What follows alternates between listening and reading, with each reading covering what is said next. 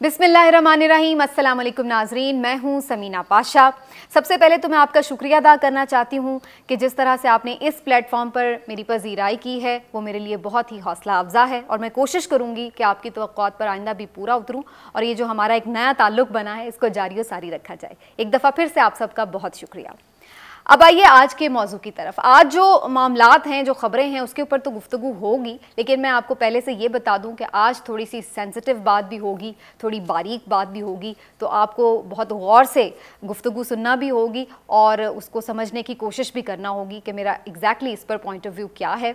और इसके साथ साथ हम कुछ ऐसे मामलात का भी जिक्र करेंगे कि जहाँ पर अक्सर हम समझते हैं कि जिनको टच करना जो है वो बड़ा कोई मुश्किल काम है। तो थोड़ी आज सेंसिटिव गुफ्तगू होगी, दिल थाम के बैठिएगा। आज एक अहम खबर सामने आई कि डॉक्टर शीरी मज़ारी साहिबा, जो कि पाकिस्तान तहरीक इंसाफ की सीनियर रहनुमा हैं, बड़ी एक्टिव खातून हैं, बड़ी एक्टिव पॉलिटिकल वर्कर हैं और साबिक वफाकी वज़ीर भी रह चुकी हैं इंसानी हुकूक़ की, उनको जनाब आज अचानक से गिरफ़्तार कर लिया गया। बताया ये गया कि जनाब एंटी करप्शन यूनिट ने उन्हें गिरफ़्तार किया है और ये मामला जो है तकरीबन 50 साल से भी ज़्यादा पुराना है जिसके ऊपर उन्हें गिरफ़्तार किया गया। अगरचे उसकी जो इन्वेस्टिगेशन और बाकायदा मुकदमा वगैरह जो है वो पिछले कोई 1 महीने से शुरू हुआ मामला और उस पर इन्वेस्टिगेशन कुछ स्टार्ट कर दी गई थी, लेकिन ये जो मामला है ये 50 साल पुराना है और जो उनकी आबाई ज़मीन है उसको को लेकर के ये सारा जो मुकदमा और कार्रवाई जो थी तफ्तीश का आगाज़ किया गया। जैसे ही ये गिरफ्तारी की खबर सुनी गई उसके बाद हमने देखा कि पाकिस्तान तहरीक इंसाफ की जानिब से बाउंस बैक किया गया और बड़ा ही ज़ोरदार बाउंस बैक किया गया। पाकिस्तान तहरीक इंसाफ के मुख्तलिफ रहनुमाओं की जानिब से ना सिर्फ ये कि इस गिरफ्तारी की शदीद तर अल्फाज में मजम्मत की गई, बल्कि चेयरमैन पाकिस्तान तहरीक इंसाफ ने बाकायदा कारकुनान को एहतजाज की कॉल भी दे डाली। इतना ही नहीं, उसके बाद हमने ये भी देखा कि जो शीरी मज़ारी साहिबा की बेटी हैं वो भी बहुत ह्यूमन एक्टिविस्ट हैं, उनकी जानिब से भी प्रेस कॉन्फ्रेंस की गई, वो भी मीडिया पर आई और उन्होंने भी आकर गम गुस्से का इजहार किया और बताया कि किस तरह से उनकी वालदा को गिरफ्तार किया गया है, जो कि उनका ये कहना है कि कानून के बिल्कुल भी बरखिलाफ था। ये सारी सूरत हाल के बाद हमने अचानक से शाम में जाकर ये भी डेवलपमेंट देखी कि जनाब PMLN की जानिब से ये कहा गया कि उनका इस मामले से कोई ताल्लुक़ नहीं है। इनिशियली उनके ये भी स्टेटमेंट सामने आए कि हुकूमत का इस सारे मुकदमे से हम लाताल्लुक़ हैं, हमें नहीं मालूम है, हम देख रहे हैं, मामलात को देखकर उस पर बात की जाएगी। लेकिन फिर अचानक से हमने ये देखा कि वज़ीर आला पंजाब हमजा शहबाज शरीफ की जानिब से ये खबर सामने आई कि उन्होंने रिहाई के अहकामात जारी किए हैं और इतना ही नहीं बल्कि उन्होंने उनकी गिरफ्तारी को भी काबिल मुज़म्मत करार दिया और एक बड़ी उन्होंने दिलचस्प लाइन कही जिस पर मैं आगे चल के ज़रा तफसील से बात भी करूँगी कि जनाब हमारे माशरे में ख़वातीन को गिरफ़्तार करना हमारे माशरती इक़दार के ख़िलाफ़ है। तो मुझे ये लाइन सुन के बड़ी हैरत भी हुई। क्यों हुई, मैं ज़रा इस पर आगे चल कर बात करूँगी। लेकिन जनाब उसके बाद हमने ये देखा कि ये कहा जा रहा था कि शीरी मज़ारी साहिबा को फाइनली रिहा कर दिया जाएगा। इस्लामाबाद हाई कोर्ट में इस सिलसिले में पिटिशन भी सामने आ गई और उन्होंने 11:30 बजे शीरी मज़ारी साहिबा को तलब भी कर लिया। जब तक मैं आप तक मेरा ये वीलॉग पहुंचेगा, हो सकता है कि उनकी जो रिहाई है वो अमल में आ चुकी हो। लेकिन बहरहाल ये सारी ड्रामाई सूरत हाल आखिर क्यों कर पेश आई, इसके पीछे वजूहात क्या बनी, औरत कार्ड कौन खेल रहा है, क्या PMLN की जानिब से ये कोई स्कोर सेटल करने की कोशिश की गई है या फिर कोई और मुहर्रिकात हैं इस सारे आज के वाक़े के पीछे, इसके ऊपर आज हम ख़ास तौर पर गुफ्तगू करने जा रहे हैं। सबसे पहले तो मैं आपको ये बता दूं कि डॉक्टर शीरी मज़ारी साहिबा इनकी गिरफ्तारी के बाद जो 3-4 थेरी सर्कुलेट कर रही थी वो कुछ यूँ हैं। एक थेरी तो इसमें ये थी कि जनाब वाकई ये मामला जेन्युइन था और जनाब ये जो तफ्तीशकार अफसर हैं ये कोई नए आए हैं जो बड़े ही ईमानदार हैं, जो इन्होंने आकर इसके ऊपर बाकायदा तफ्तीश शुरू की है और इस तरह से ये मामला आगे बढ़ा है। नंबर 2 जो एक थेरी चल रही थी वो ये कि डॉक्टर शीरी मज़ारी साहिबा की अगर आप ट्विटर टाइमलाइन देखें तो आपको अंदाज़ा होगा कि बड़े तवातुर के साथ वो कुछ ऐसी ट्वीट्स कर रही थी जो कि मुख्तदर हलकों को नागवार गुजर सकती थी और हमने बाकायदा ये देखा कि मुख्तलिफ मौक़े पर उनकी जानिब से बड़े सख्त अल्फाज का इस्तेमाल किया गया, बहुत से सख्त सवालात किए गए। उन्होंने बाकायदा मुख्तलिफ ट्वीट्स में DG ISPR को बाकायदा टैग भी किया और उनसे सवालात किए, उनको मुखातिब किया।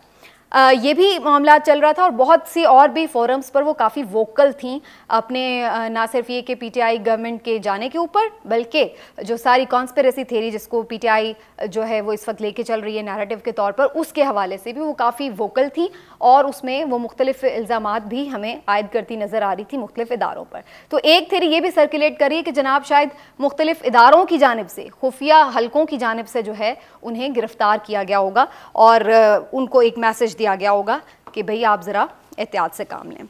एक ये थ्योरी भी चल रही थी और तीसरी जो एक थ्योरी थी वो ये थी कि जनाब ये हुकूमत ने सब कुछ किया है, क्योंकि कल मुल्तान जलसे में जो साबिक वज़ीर आज़म इमरान खान साहब हैं उन्होंने मरीम नवाज़ साहिबा के लिए जो कमेंट्स किए उसके ऊपर एक इश्तियाल पाया जा रहा था PMLN की जानिब से, जिसमें हमने देखा कि सोशल मीडिया पर उन्होंने उसका भरपूर इजहार भी किया और इसके साथ साथ उनसे मुआफ़ी का मुतालबा भी किया जा रहा था। ना सिर्फ ये कि PMLN के रहनुमाओं की जानिब से, बल्कि इन जनरल भी हमने देखा कि काफ़ी ज़्यादा इमरान खान साहब की तनकीद हो रही थी कि उन्होंने ये गैर ज़रूरी और नामुनासिब रिमार्क्स आखिर क्यों दिए और उनको नहीं देने चाहिए थे। इसके बाद से हमने देखा कि PMLN में जो एक गमो गुस्सा पाया जा रहा था उसका इजहार हमें सोशल मीडिया पे भी नज़र आ रहा था। तो एक थ्योरी ये भी सर्कुलेट कर रही है कि जनाब ये कोई स्कोर सेटल करने की कोशिश की गई है और इस वजह से शीरी मज़ारी साहिबा को गिरफ्तार किया गया और उसके बाद फिर रिहाई के अहकामात के हवाले से भी यही कहा जा रहा है कि चूंकि अब हमने अपने आप को ज़रा महान भी साबित करना था कि देखें जी आप हमारी ख़वातीन पर इस तरह से बात कर रहे हैं, लेकिन हम तो आपकी ख़वातीन चाहे वो जेन्युइन केसेस में ही गिरफ्तार क्यों ना हो, हम तो उनकी रिहाई के लिए काम कर रहे हैं, उनकी रिहाई की बात कर रहे हैं। तो एक तरह से उन्होंने ये भी अपना एक अखलाकी यूँ कह लें कि पहलू को ज़रा ऊपर हावी दिखाने के लिए भी इस किस्म का एक जेस्चर देना हो सकता है, जिसकी वजह से ये सारी बात की गई। ये और बात है कि आज मरीम नवाज़ साहिबा ने जो प्रेस कॉन्फ्रेंस की थी उसमें उन्होंने कहा कि जी शीरी मज़ारी साहिबा की गिरफ्तारी को PTI जो है वो औरत कार्ड भी उसमें इस्तेमाल कर रही है, जबकि मेरा ख्याल है कि ऐसा नहीं होना चाहिए। अब ये तीन थ्योरीज तो सामने आ गई हैं। अब अगर हम इनका जायज़ा लें कि आखिर इसके पीछे क्या कौन सी थ्योरी जो है वो सही हो सकती है, तो जो पहली मामला है कि जी अगर वो कोई जेन्युइनली उनके ऊपर केस था और उसको परसू किया जा रहा था, तो फिर इसमें ये देखना पड़ेगा कि भाई कौन से अरेस्ट वारंट थे, क्यों नहीं बाकायदा पहले इंटीमेशन की गई, किस तरह से आपने खामोशी से घर के बाहर से ही उन्हें गिरफ्तार कर लिया, क्यों पहले उन्हें ये मौका नहीं दिया गया, क्या उन पर कोई जुर्म साबित हो गया था या वो कोई तफ्तीश में ताउन नहीं कर रही थी जिसकी बिना पर इतने कुछ संगीन मतलूब थी मुकदमात में कि उनको गिरफ्तार करना बड़ा ज़रूरी हो गया था। तो ये बहुत सारे क्वेश्चंस हैं जिनको आपको आंसर करना पड़ेगा और अगर आप आंसर नहीं करें तो दैट मीन्स कि फिर ये जेन्युइनली आपने अकॉर्डिंग टू लॉ यानी कानून की पासदारी के मुताबिक उनकी गिरफ्तारी अमल में नहीं आई। तो पहली थ्योरी तो आपकी यहाँ पे रिजेक्ट हो जाती है। अब दूसरी थ्योरी पे आ जाते हैं। खुफिया एजेंसीज वाली जो थ्योरी है उसके हवाले से यकीनी तौर पर बात हो सकती है, लेकिन बात यह है कि बहुत सारे मामला तो वो कंटिन्यूटी से ऐसी बातें कर रही थी, तो क्या वाकई उन्हें पहले क्यों नहीं गिरफ्तार किया गया। लेकिन इसको हम बिल्कुल खारिज इम्कान करार नहीं दे रहे, क्योंकि बहुत सारी ऐसे मामलात हैं पसे पर्दा चल रहे होते हैं जिनका बाद में जाके हमें अंदाज़ा होता है। जहाँ तक PMLN का मामला है उसमें यकीनी तौर पर हमने ये ज़रूर देखा कि जब कल इमरान खान साहब ने जलसे में कुछ ऐसे रिमार्क्स दिए मरीम नवाज़ साहिबा के बारे में, जिसके ऊपर हमने देखा कि एकदम से ही सब लोग जो कि औरत कार्ड के चाहे हामी हों चाहे मुखालिफ हों, वो खुलकर कमाने लेकर तीर संभाल के सोशल मीडिया पर आ गए और हर किसी ने खूब लत्ते लिए, ख़ुद इमरान खान साहब के भी कि जनाब आपने ये कमेंट्स क्यों किए और उसके ऊपर उनकी खूब लेदे हुई। अगर आप मेरी ज़ाती राय इस पर देखें तो मैं ये समझती हूँ कि इमरान खान साहब की एक वजह से मैं बहुत रिस्पेक्ट करती हूँ कि वो ये हमेशा उन्होंने कभी पलट के ख़ातून को या जिससे भी उनका कोई बहुत करीबी ताल्लुक़ रहा हो उस पर बढ़ चढ़ के उन्होंने उस तरीके से वार करने की कोशिश नहीं की। भले वो आप देख लें कि मामला हो रेहाम खान साहिबा का या फिर जहांगीर तरीन साहब के हवाले से उन्होंने कुछ ढके छुपे अल्फाज में ज़रूर तहफ़्फ़ुज़ात का इज़हार किया हो, लेकिन उस तरह से वो बिल्कुल बालाए ताक नहीं रख दिया उन्होंने चीज़ों को कि जी बिल्कुल आपने रिश्ते का या कोई दोस्ती का या ताल्लुक़ का जो लिहाज है उसको साइड पर रख दिया हो। जावेद हाशमी साहब उन्हें जब छोड़ के भी गए तो उन्होंने अपने रहनुमाओं को भी इस पर मना किया कि आप उनके ऊपर कमेंट ना करें। तो ये उनकी एक कैरेक्टर जो है वो शो करता था और आप उस चीज़ को हमेशा एडमायर करते थे। यही हम एक्सपेक्ट करते हैं इमरान खान साहब से कि उन जैसा लीडर, उन जैसे कदकाठ का लीडर वो कभी भी बिलो द बेल्ट बात ना करे, वो कभी भी ऐसी बात ना करे जिससे मुखालिफिन को उनके ऊपर तनकीद करने का मौका मिले। मेरी ज़ाती राय में इमरान खान साहब के ये अल्फाज अच्छे नहीं थे, नामुनासिब थे, नहीं कहने चाहिए थे। इससे सबसे ज़्यादा नुकसान इमरान खान साहब को खुद हुआ। उसकी वजह ये थी कि कल इतना बड़ा जलसा था, इतना बड़ा जलसा था, मुल्तान की तारीख का सबसे बड़ा जलसा आपने कर डाला, लेकिन सारी बातें, उस जलसे का इम्पैक्ट, सब कुछ सोशल मीडिया पर पसे पुश्त हो गया। और बात किस बात पे हो रही है? सिर्फ एक नामुनासिब रिमार्क के ऊपर, और सारे उस चीज़ के ऊपर जो थे वो आपको तनकीद कर रहे थे। तो आपने खुद वो जो एक हाइप क्रिएट की उसको आपने डिफ्यूज़ कर दिया एक गैर ज़रूरी शॉट खेल के। तो मेरे ख्याल से ये इमरान खान साहब को बिल्कुल नहीं करना चाहिए था। दूसरी जानिब मैं साथ ही साथ ये भी कह दूँ कि मैं समझती हूँ कि औरत कार्ड या इज़्ज़त, खातून की इज़्ज़त, ख़वातीन की इज़्ज़त, ये सब बातें, इज़्ज़त जो होती है वो सिर्फ खातून की नहीं होती, वो मर्द की भी उतनी ही इज़्ज़त होती है। ऐसा नहीं है कि हम ये कह लें कि आप चूँकि एक खातून हैं लिहाजा आपको लाइसेंस मिल गया है कि आप किसी मर्द को जितना मर्जी बुरा भला कह लें, जितनी मर्जी उसकी तज़लील कर लें, जितनी मर्जी उसकी तज़हीक कर लें। आपको अगर पलट के कुछ हल्का सा भी कहा जाएगा तो आप फ़ौरन कहेंगे ओहो हो, देखो ये आदमी कैसा है, ये किसी औरत के ऊपर ये रिमार्क्स दे रहा है। तो मैं नहीं समझती हूँ कि ये एक मुनासिब बात है। अगर आप ये चाहते हैं कि लोग आपकी इज्जत करें तो फिर ये दो तरफा मामला होता है। इज्जत हमेशा अर्न की जाती है, ये मैं हमेशा समझती हूँ कि रिस्पेक्ट जो है वो हमेशा अर्न की जाती है। आप किसी को मजबूर नहीं कर सकते कि वो आपकी इज्जत करे।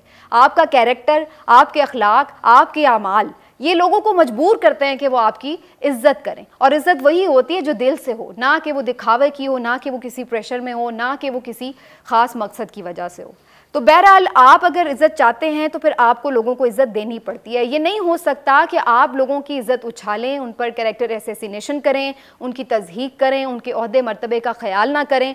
और जब आप अपनी बात करें, जो कि अब ये सोशल मीडिया पे बहुत बात हो रही है, मैं इसको रिपीट नहीं करना चाहती कि कहाँ कहाँ पे PMLN की जानिब से, कहाँ कहाँ पे PTI की जानिब से मुख्तलिफ मौक़ों पर किस तरह से ख़वातीन को तज़हीक का निशाना बनाया गया है।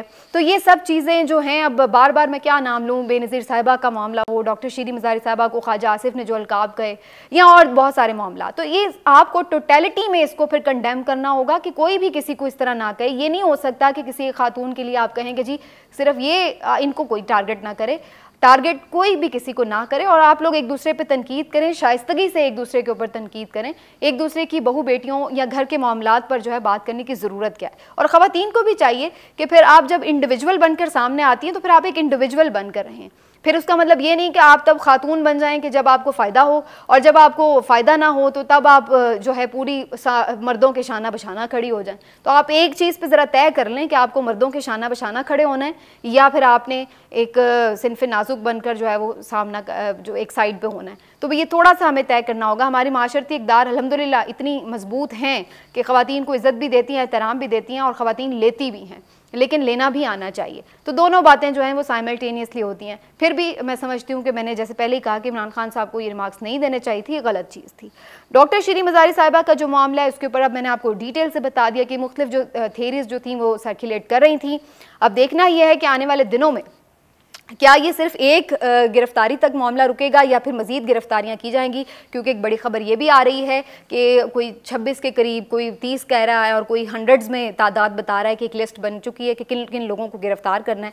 तो ये देखना होगा कि आने वाले दिनों में क्या गिरफ्तारियाँ लॉन्ग मार्च पर प्रेशर बढ़ाने का तरीक़ाकार है, या फिर जो है हम वही गलतियाँ बार बार देख रहे हैं। क्योंकि हमने तो यही देखा है कि जब भी कोई आती है सियासी जमात, वो पोलिटिकल विक्टिमाइजेशन करती है, और उसके बाद फिर ये भी कहती है कि जी हम तो विक्टिमाइजेशन नहीं कर रहे। उल्टा उसका नुकसान हमेशा जो हुकूमत वक्त है उसी को उठाना पड़ता है। तो थोड़े होश के नाखून लेने चाहिए। मेरे ख्याल से ये सिलसिला बंद होना चाहिए। अब देखना यह है कि इस सारे मामले का एंड जो है वो क्या लॉन्ग मार्च पर होगा। प्रेशर जो इमरान खान साहब ने बिल्ड किया है उसको हुकूमत जो है वो उस प्रेशर को थोड़ा रिलीज़ करने के लिए कोशिश ज़रूर कर रही है। उसके लिए हम मुलाकातें भी हुई हैं जिनके ऊपर हम अगले वीलॉग में बात करेंगे। इंशाल्लाह आपसे तब मुलाकात होगी। अपना ख्याल रखिएगा।